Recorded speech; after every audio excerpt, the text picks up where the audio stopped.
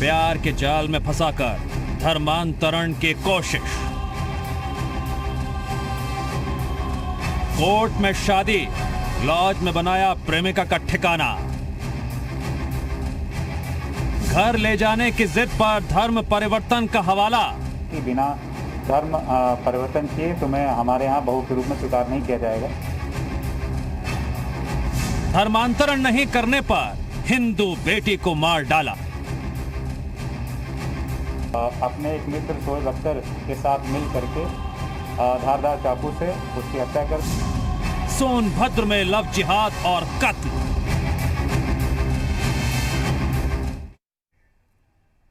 जी हां, एक तरफ यूपी सरकार धर्मांतरण पर पूरी तरह से लगाम लगाने के लिए सख्त कानून बनाने की बात कह रही है, दूसरी तरफ एक और मामला सामने आता है जहां उत्तर प्रदेश में एक और लव जिहादी का भांडाफोड़ हुआ है, पर्दाफाश हुआ है मामले का। क्या है पूरा मामला, विस्तार से पूरी खबर आपके सामने। सोनभद्र में पुलिस ने 3 दिन पहले मिली लड़की की सिरकटी लाश के मामले का कर दिया है खुलासा। मामला लव जिहाद और हत्या का है, जिसे खुद लड़की के पति ने अपने दोस्त के साथ मिलकर अंजाम दे डाला। पुलिस के मुताबिक यह पूरा मामला लव जिहाद से जुड़ा हुआ है। सीएम योगी ने भी पूरी घटना का संज्ञान लेते हुए आरोपियों पर रासुका लगाने और कड़ी कार्रवाई के निर्देश दिए हैं। पुलिस के मुताबिक प्रिया सोनी ने 7 जुलाई को एजाज नाम के युवक से शादी की थी, जिसके बाद लड़की ने कई बार एजाज को अपने घर ले जाने की बात कही। आरोप है एजाज और उसके परिजन पहले युवती पर धर्म परिवर्तन का दबाव बना रहे थे और हिंदू से मुस्लिम बनने की बात अपनाने की बात कह रहे थे, जिससे लगातार इनकार करने पर उसकी हत्या कर दी गई। पुलिस ने मुख्य आरोपी एजाज और उसके साथी को गिरफ्तार कर लिया है, तो वहीं इस मामले का खुलासा करने वाली टीम को 15,000 रुपए नकद देने की घोषणा की गई है। प्रिया सोनी ने बीती 7 जुलाई को एक लड़के एजाज अहमद के साथ में शादी कर ली थी, कोर्ट मैरिज कर ली थी और एजाज अहमद के साथ में उसके घर में रहने के प्रयास कर रही थी। तो एजाज अहमद और उसके परिवार के द्वारा उस पर दबाव डाला जा रहा था कि बिना धर्म परिवर्तन किए तुम्हें हमारे यहाँ बहू के रूप में स्वीकार नहीं किया जाएगा। जब लड़की को एक ओबरा में एक हॉस्टल में रखा था पहले से, 19 सितंबर को वहाँ से बुलाया और अपने एक मित्र शोएब अख्तर के साथ मिल करके धारदार चाकू से उसकी हत्या कर दी और हत्या करके शहर धड़ से अलग करके उसको पीतनगर के जंगल में फेंक दिया था। 4 तस्वीरें आपकी टीवी स्क्रीन पर। सोनभद्र, लखीमपुर खीरी, मेरठ और कानपुर की एक के बाद एक लव जिहाद के मामले सामने आ रहे हैं। खासकर अगर हम कानपुर की बात करें, 11 मामले सामने आए थे और अब सोनभद्र का यह मामला।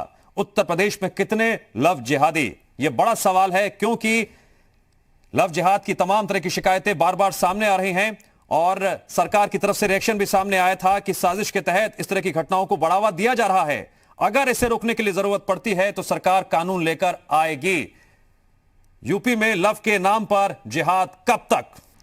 विशाल, अब जिस तरह से लव जिहाद के एक के बाद एक मामले सामने आ रहे हैं, यूपी सरकार में मंत्री मोहसिन रजा ने एक बार फिर से दोहराया कि इसके पीछे पीएफआई का हाथ है, इसके पीछे सिमी का हाथ है और लगातार हमारी एजेंसियां काम कर रही हैं। उन्होंने इससे पहले कानून लाने की बात भी कही थी कि अगर जरूरत पड़ी तो हम कानून लेकर भी आएंगे। बड़ा सवाल यही है, कौन पर्दे के पीछे इन लव जिहादियों को सपोर्ट कर रहा है? उत्तर प्रदेश में कितने लव जिहादी?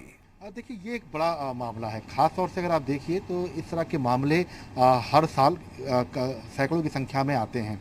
अगर आप उत्तर प्रदेश के लिहाज से देखिए तो पहले इस तरह के मामले पश्चिम यूपी में सबसे ज़्यादा आते थे, लेकिन अब अगर आप देखिए तो चाहे हम कानपुर की बात करें, अभी हाल में ही सोनभद्र की जो पूरी घटना हुई है इसकी बात करें, तो इस तरह के मामले अब हर जिले में देखने को मिल रहे हैं। हालांकि मंत्री का तर्क है कि सिमी के लोग, पीएफआई के लोग इसमें शामिल हैं और एक सुयोजित तरीके से इस पूरे लव जिहाद को अंजाम दे रहे हैं। इसके साथ साथ आरएसएस ने भी जब एक बैठक की थी उसमें ये कहा था कि लोग अपने अपने जानकारों के घर जाएं, वहाँ पर लोग को समझाएं, लव जिहाद के खिलाफ एक मुहिम छेड़ें। इस तरह की बात आरएसएस ने भी अपनी बैठक में जरूर कही थी।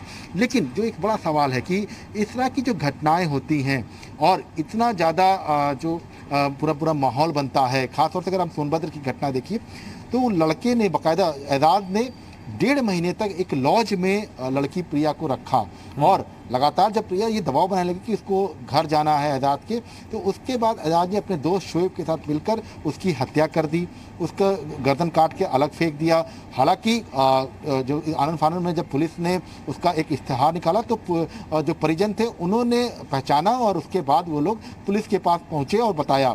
तो उसके बाद असली जो कातिल थी उस तक पुलिस पहुंच पाई और एजाज और शोएब को गिरफ्तार किया। लेकिन जो ये एक बात जो निकल कर एक बड़ा खुलासा है कि पुलिस ने ये बताया कि प्रिया पर लगातार दबाव बनाया जा रहा था कि वो धर्म परिवर्तन करे, तभी उसको जो है घर ले जाया जा सकता है। लेकिन ये तमाम ऐसी चीज़ें हैं जो एक ही बिल्कुल साफ कर रही हैं कि एक मेंटेलिटी जो है वो इस बात की कर दी जाती है शायद उन लड़कों में कि जो समाज में इस तरह की चीज़ों को जो है बढ़ावा देने की कोशिश करते हैं। लव जिहाद का जो एक पूरा मुद्दा है, अगर आप देखिए तो पिछले दिनों कानपुर में लगातार एक के बाद एक बड़े मामले आए, उसके बाद अलग अलग जिलों से खबरें आ रही हैं। इससे पहले जो कि जब शुरू हुआ था पूरा कि धर्मांतरण की ये लगातार कोशिश की जाती थी, कई ऐसे मामले पश्चिम यूपी में आए थे। अब यूपी सरकार इस विषय में ये एक तैयारी कर रही है कि एक कानून बना दिया जाए ताकि इसके तहत एक बड़ी सजा हो, और शायद यही वजह थी कि अगर इस तरह कानून बनता है तो कहीं ना कहीं से एक डर आएगा और जो लोग लव जिहाद करने की कोशिश करते हैं, क्योंकि अभी हाल में देखिए एक बड़ा मामला आया था जिसमें एक व्यक्ति ने 3 शादी कर ली थी, नाम बदल दिया था। और ये तमाम ऐसी चीजें हैं जो साफ करती हैं कि खास तौर से जो टारगेटेड होता है, टारगेट कम जैसे 18 साल से 25 साल जितने भी लव जिहादी हैं जो प्रेमी का चोला पहन लेते हैं और लड़कियों को बहला फुसलाकर उनका माइंड वॉश करते हैं और फिर अगर धर्मांतरण ना करे लड़की तो फिर हैवानियत को अंजाम देते हैं। इस मामले को लेकर जो चौंकाने वाला खुलासा हुआ है, देखना बेहद अहम होगा। पुलिस आने वाले दिनों में क्या कार्रवाई करती है लव जिहादियों के खिलाफ और सरकार क्या कोई सख्त कानून आने वाले दिनों में बनाती है या फिर नहीं।